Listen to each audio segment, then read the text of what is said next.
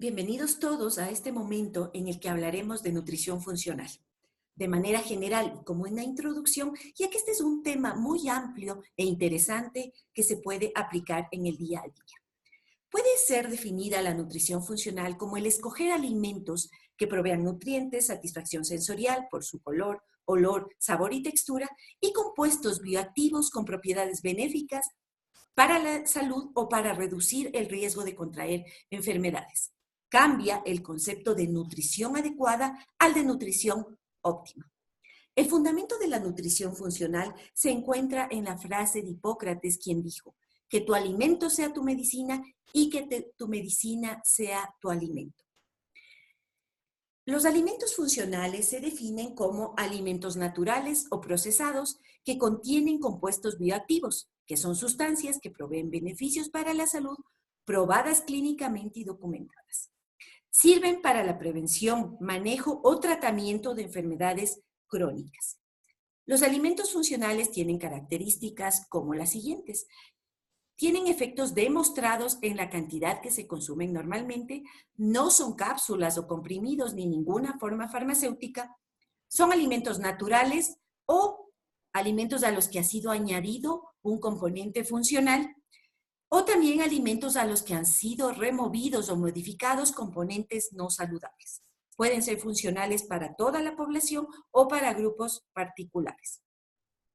La evolución del conocimiento sobre los alimentos funcionales es milenaria, ya que se conocen desde hace muchos años. Por ejemplo, en China, 1000 años antes de Cristo, ya se hablaba sobre alimentos medicinales.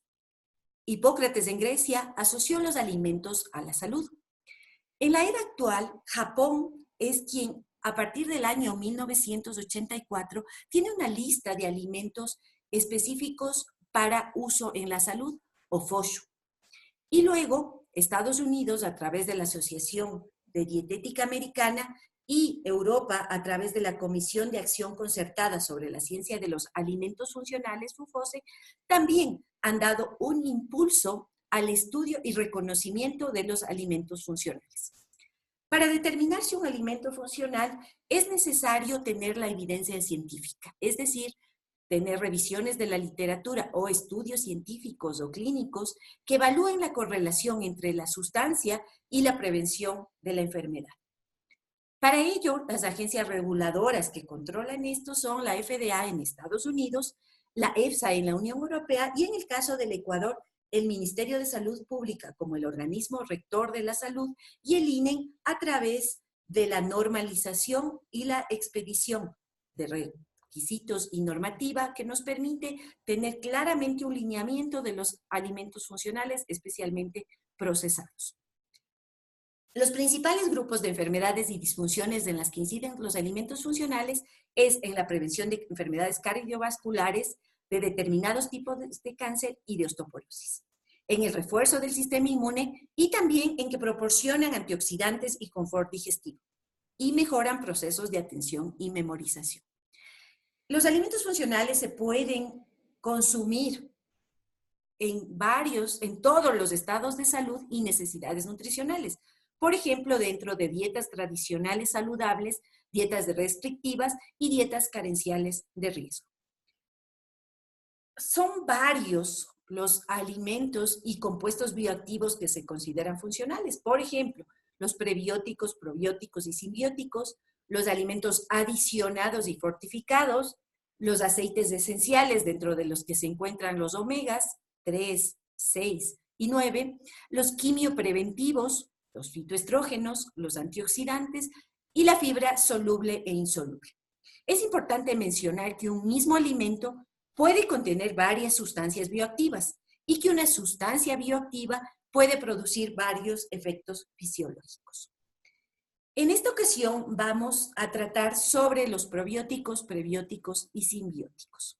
Para ello es necesario primero conocer qué es la microbiota, que es el conjunto de microorganismos que colonizan el cuerpo humano y que se encuentra en la piel, uñas, cabello, nariz y sistema digestivo.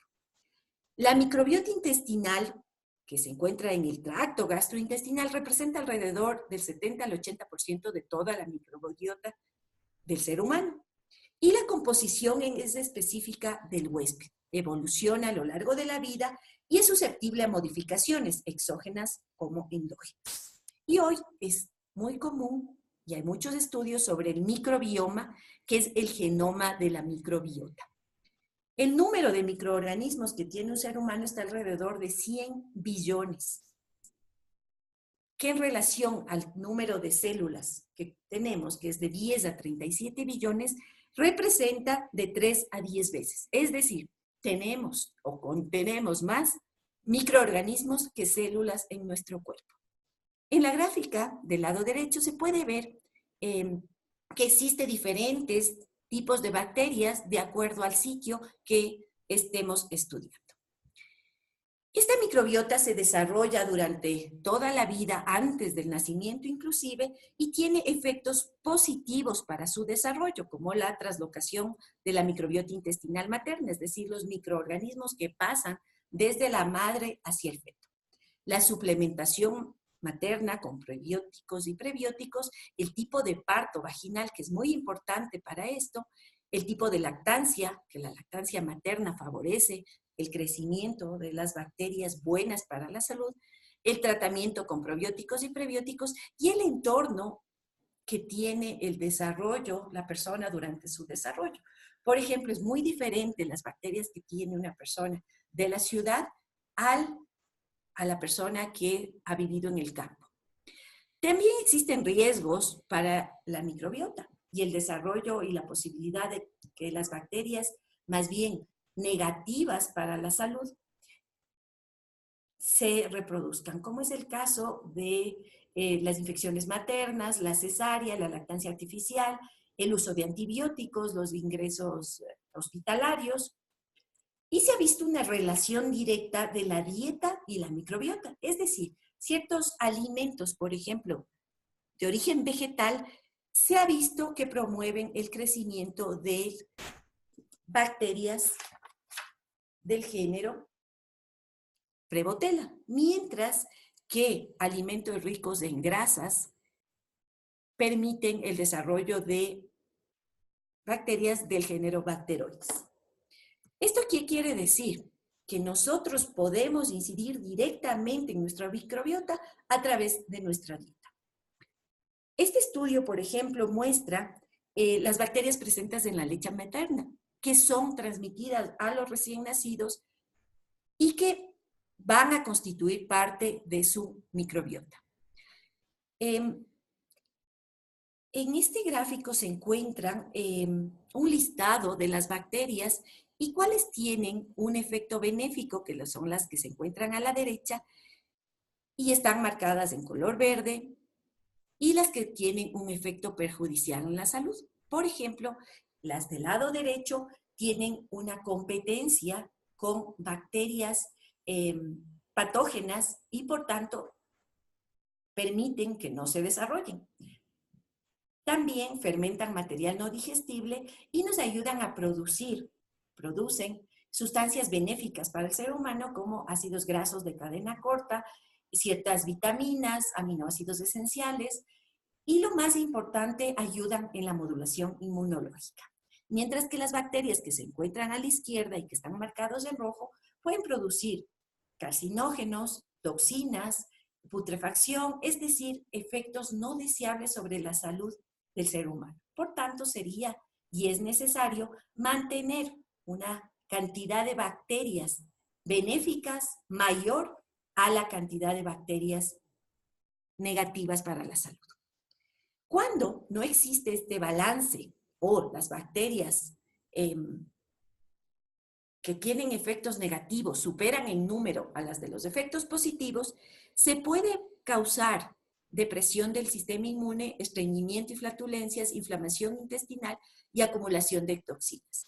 Y también puede ser la causa de enfermedades como la alergia, asma, malnutrición, obesidad, diabetes tipo 2 y enfermedades inflamatorias crónicas. Estudios como este que estoy mencionando en esta diapositiva son muy interesantes de revisar por la importancia que tiene la microbiota para la salud. Entonces, es necesario, dentro de lo que estamos estudiando, definir los alimentos probióticos, prebióticos y simbióticos. Los probióticos son provida, es decir, microorganismos vivos. Los prebióticos previda son alimentos para los probióticos, mientras que los simbióticos son la mezcla de los dos. Los probióticos se definen como microorganismos vivos que al ser ingeridos en cantidades adecuadas le confieren beneficios de salud al anfitrión.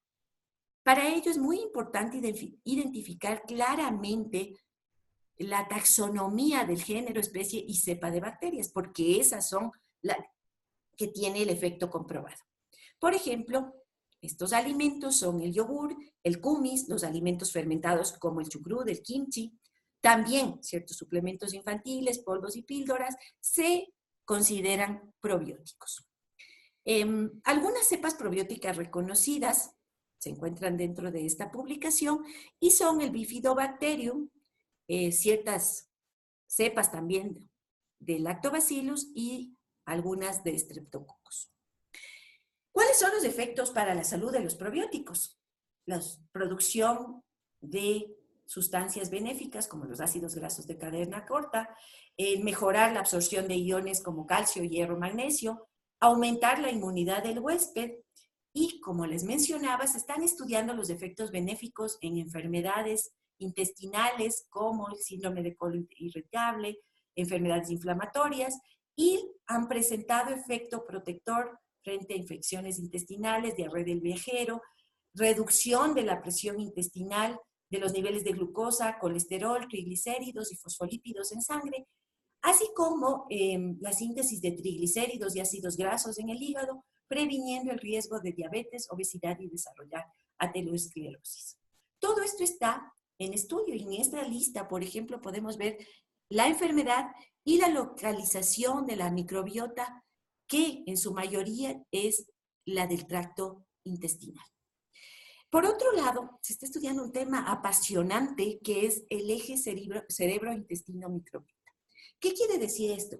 Se ha visto que la microbiota que contiene una persona está relacionada con la producción de los neurotransmisores relacionados con la felicidad, con la dopamina, serotonina, y por tanto, esta microbiota tiene una relación directa con el funcionamiento cerebral y el estado de ánimo.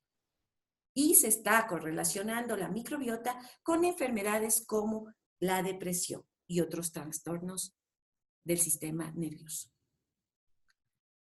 ¿Quién fue el que ideó esto de los probióticos? Fue el Premio Nobel de Medicina en 1908, Ilya Mechnikov. Él estaba muy interesado en estudiar los factores anti-envejecimiento y encontrar la fórmula para retrasar el envejecimiento.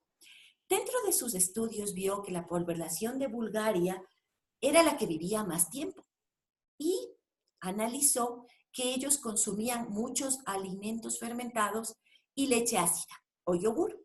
Y por eso propuso que estas bacterias contenidas en los alimentos eran la solución al envejecimiento.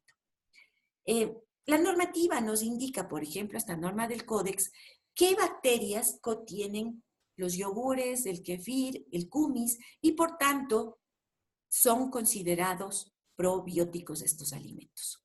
También el INE permite que los alimentos que contienen probióticos puedan hacer una declaración saludable que indica que pueden ayudar a normalizar las funciones digestivas y regenerar la flora intestinal, que ahora se conoce como microbiota intestinal, pero para ello el microorganismo debe estar vivo, no ser patógeno y tener como medio natural el tracto digestivo humano. Sobrevivir al tracto intestinal, es decir, resistir a los jugos gástricos y a los ácidos biliares, adherirse a la mucosa intestinal y sobrevivir en el producto en el que están adicionados durante toda la vida útil y contener un número mayor a 1 millón de unidades formadoras de colonia por gramo. Si el alimento llamado yogur cumple esta normativa, estamos consumiendo directamente un probiótico. Ahora, los prebióticos, decíamos que son componentes de los alimentos que nutren a grupos seleccionados de microorganismos que habitan en el intestino. Favorecen el crecimiento entonces de estas bacterias benéficas sobre las nocivas y hay recomendaciones, por ejemplo, de los galactoligosacáridos de consumir 10 gramos al día para tener un efecto bifidogénico, es decir, que promueven el crecimiento de bifidobacterias. Dentro de estos alimentos se encuentran la inulina, la lactulosa, los fructoligosacáridos, la oligofructosa y los oligosacáridos de la leche materna, que se encuentran en alimentos, por ejemplo, en la leche materna, los oligosacáridos específicos y los demás en alimentos como el plátano, la cebolla y el ajo. Igualmente, la norma INE permite colocar una declaración saludable en este tipo de alimentos, indicando que ayudan al mejoramiento intestinal y a la función digestiva, y que el consumo de los alimentos tipo prebióticos van a promover el tener una microbiota saludable, buena y balanceada. Para ello, la cantidad de alimento debe ser razonable, deben ser una sustancia preferida por estas bacterias benéficas, resistir a los ácidos gástricos y estimular selectivamente el crecimiento de estas bacterias asociadas a la salud y el bienestar. Ahora, los simbióticos corresponden a una mezcla de probióticos y prebióticos con el objeto de mejorar la supervivencia y la implantación de suplementos microbianos vivos. Por ejemplo, consumir yogur con plátano sería consumir un simbiótico. Siempre es importante realizar ejercicios prácticos. Por ejemplo, si tomamos el caso de un yogur, vamos a analizarlo desde varios puntos de vista y asignarle un puntaje de acuerdo al cumplimiento de lo que se necesita para ser evaluado como un buen alimento dentro de este grupo. Y, por ejemplo, este yogur tiene 3 tipos de bacterias que son reconocidas como probióticos y por ello le hemos asignado un puntaje de 4. También contiene prebiótico, que es inulina, y por ello le hemos asignado un puntaje de 5. Y son 3 cepas bacterianas. Podría contener más, por eso no tiene un puntaje totalmente del 100%. Y el número de bacterias por gramo, que asumimos, si es que es un yogur, que tiene más de 10 a la 6 unidades formadoras de colonias por gramo. Por lo tanto, este alimento tendría un puntaje de 18 sobre 20 y podríamos recomendar su consumo dependiendo de las personas a las que estaría dirigido este alimento. Como conclusiones, conocer sobre nutrición funcional nos permitirá escoger alimentos con efectos benéficos para nuestro organismo. Estos efectos benéficos de los probióticos, prebióticos y simbióticos están comprobados, por lo que es muy recomendable su inclusión en nuestra dieta diaria. Y las investigaciones sobre la microbiota intestinal y los factores para su desarrollo muestran muchos efectos que aún deben estudiarse y comprobarse, pero que realmente son sumamente interesantes y útiles para la salud de los seres humanos. Por tanto, la frase "somos lo que comemos" se aplica totalmente a la nutrición funcional, pero en este caso